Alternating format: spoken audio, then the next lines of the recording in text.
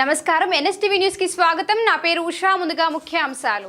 తిరుపతి జిల్లా ఏర్పేడులోని శ్రీ వ్యాసాశ్రమం నందు జరుగుతున్న అవినీతి ఆరోపణలు మరియు ఆశ్రమం పూర్వ వైభవం పునరుద్ధరణ కోసం ప్రత్యేక దర్యాప్తు బృందం చేత విచారణ కోసం శ్రీకాళహస్తి పట్టణం బీజేపీ కార్యాలయంలో పత్రికా సమావేశం నిర్వహించి డిమాండ్ చేసిన ఆంధ్రప్రదేశ్ రాష్ట్ర బీజేపీ ఉపాధ్యక్షులు మరియు శ్రీకాళహస్తి నియోజకవర్గ కన్వీనర్ కోలా ఆనంద్ డిమాండ్ చేశారు.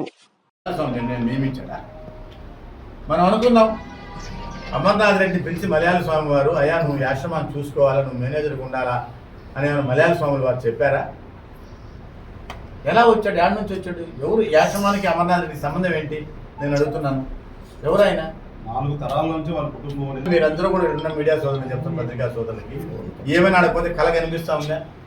కనీసం భయము. ఇప్పుడు పీఠాధిపతులు వస్తున్నది ఎవరు? రౌడీల గుండాలు కాదు కదా, ఆధ్యాత్మిక చింతన కలిగిన వ్యక్తులు, ఒక పీఠాధిపతులు, మఠాధిపతులు, స్వాములు, సాధు సన్యాసులు వస్తున్నారు మీ దగ్గరికి. మరి మీరు ఆహ్వానం పలికి రండి లోపలికి అని చెప్పాలా? పోలీసులు పెట్టుకొని బందోబస్తు పెట్టుకుని గేట్లు వేసి పెట్టుకుంటారా? అంటే నీళ్ళు తప్పు ఉందా లేదా? నీళ్ళు అవినీతి ఉందా లేదా? నీళ్ళు అవతాకులు ఉన్నాయా లేదా?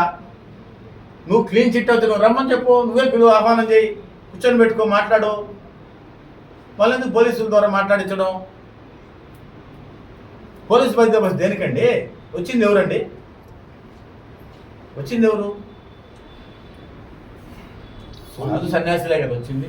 వస్తుంది శివరామరెడ్డిని నెక్స్ట్ పీఠాధిపతిగా నువ్వు నిర్ణయం తీసుకోవద్దని చెప్తున్నారు, అంతే తప్ప నువ్వు ఉండే పని ఉండు. నీకు ఆ భగవంతుడు ఆయుష్ ఇచ్చిన రోజు ఉండిపో. ఎవరు కాదన్నా ఇప్పుడు మేమేమి ఇప్పుడు దిగిపోమని చెప్పలేదు, ఆయన్ని దిగి ఆయన గుడివాడికి వెళ్ళిపోమని చెప్పలేదు మేము. నీ తమ్ముడిని ఎలా పెడతావని అడుగుతున్నారు అందరూ. అమర్నాథ్ రెడ్డి దయచేసి ఎక్కడి నుంచి వచ్చాడు ఆడికి వెళ్ళిపోమని మాత్రం అందరూ కోరుకుంటున్నారు.